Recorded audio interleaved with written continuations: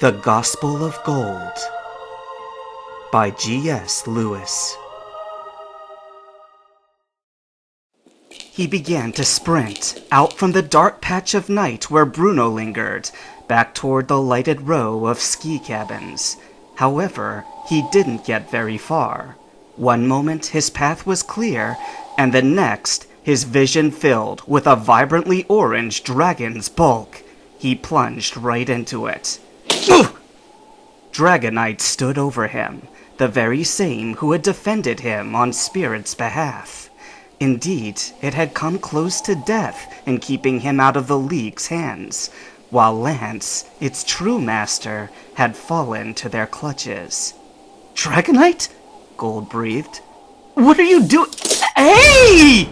The dragon Pokémon had whirled around behind him, grappling him so abruptly under the arms that he nearly dropped his walking stick. Then, in a jarring burst of speed, the two shot vertically off the ground and into the night sky. Gold's eyes immediately began to water, so that he could barely make out more than the basic shape of Dragonite's lower jaw. The sudden screeching of the wind in his ears made him nearly as deaf, and his nose went almost instantly cold and numb.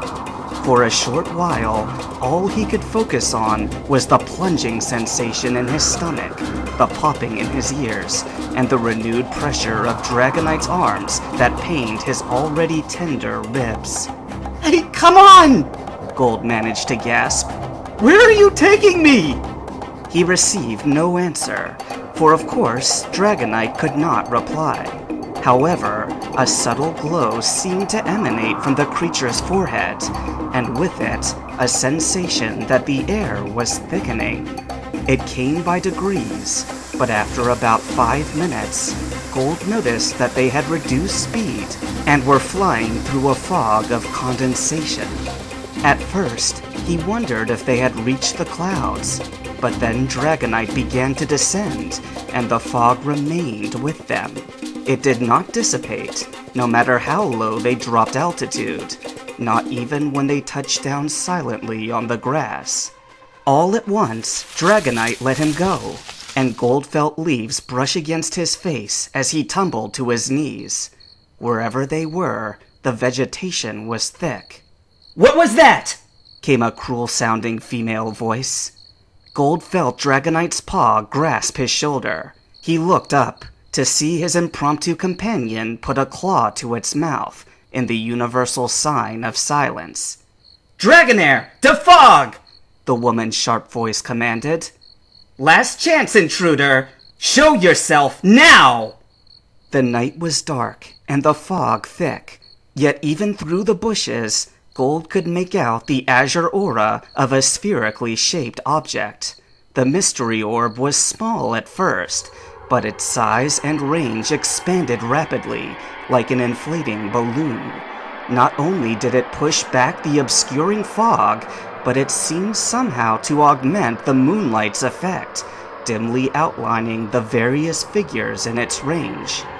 Gold could see a Dragonair's sleek, serpentine frame, with the orb still shining on its throat. By it stood a woman, trim and tall, who wore her hair in a high ponytail and sported a cape around her shoulders. She was accompanied by 3 other people: a grim-faced man who stood with his chest puffed out menacingly, arms behind his back; a much scrawnier man with a mask over his eyes, whose hands gripped his head as if in pain; and the third, bound and gagged on the ground. "Lance!" Gold thought, recognizing the shape of the spiky-haired captive. He was alive and breathing, but there was no question that he had been taken, by force, into the custody of these others. "So, this is why Dragonite stopped here. But why did he bring me?" "It's me!" called another voice hastily, and Gold started with a jerk of recognition. "It's me, Claire! It's Alan! Koga told me to come directly here and to be stealthy about it." "Alan?" the woman, Claire, blurted, with evident misgiving in her tone. "Come closer so I can see you properly." From his cover in the foliage, Gold could finally make out his surroundings properly. He was on the outer edge of undergrowth that had been allowed to flourish unchecked, while in the scene beyond, trees were sparse and the grass did not rise beyond ankle length. A great lake took up much of the clearing, allowing little actual open space for anyone to approach, at least from the west. To the east stood Claire's company. Alan, meanwhile, had been disturbingly close to Dragonite and Gold when they'd landed, and probably also wondered what the noise was as much as Claire. The timing of their simultaneous arrival had been fortuitous, but his cover would hold only so long as both sides believed that the other was responsible. Alan appeared in the pale moonlight, walking right past the bush where Gold hid, and stopping with his back to him. For a moment, Gold saw his expression, and noted that it was far less confident than at any other point that he'd known the ace trainer. The grim-faced man by Claire gave her a sidelong look, and made no secret of his displeasure in his tone. "One of yours?" "Recently, yes," Claire said through her teeth. "But it appears he thinks the way to promotion is by going over my head." "Wait, what are you talking about?" asked Alan, and he seemed unable to keep the nervousness out of his voice. "I've made myself useful. I kept Gold under watch after Bruno failed to nab him. He ran out on me at the last minute before I could stop him, but I provided his friends to Koga as collateral. Haven't you received them?" The grim-faced man looked over his shoulder at something behind them that was too dark for Gold to make out from his spot. He made no answer, but there was no need for it. Everything in Gold clenched with fury, his teeth, his stomach, his hands. "You treacherous two-faced snake! So this is how a compassionate winner acts?" "This is not a party you were invited to," said Karen with slow deliberateness, biting off her words as she spoke them. "You weren't supposed to know that Bruno and Koga even came to Mahogany. You were not to fraternize with the enemy, or come snooping to this spot, or see any of these men who are with me. You were supposed to try catching a Gyarados, which you fancied was specially colored.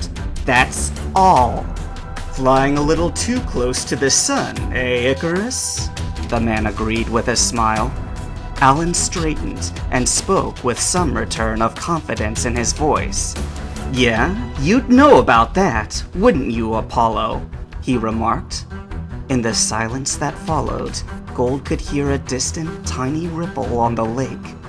"I know who you are," Alan powered on. "I know that's former champion Lance on the ground, and I know why he's there like that.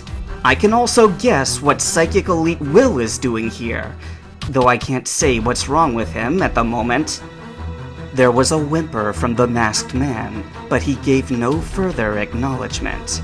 He was obviously suffering an intense headache, not unlike a Psyduck, and all his attention seemed occupied with nursing his skull to alleviate some of the pain. "If you think I know too much," Alan said, "then punish me. Granted, I figured a little out on my own, but I largely have Gold to thank. I understand why you want him now. The boy can't keep a secret. Fraternized with the enemy, have I? Not quite. He'll tell anyone anything if he thinks they'll believe him." Gold felt the plunging sensation in his stomach again, like when Dragonite had lifted him. Lance had trusted him with little more information than his presence in the area, and within half an hour, he'd gone and blabbed to a stranger. It didn't make much of a difference now, as Lance was their prisoner anyway, but it was the principle of the thing that troubled him. "I can't go freely running my mouth," he thought, with bitter self-reproach. "I must be more discreet."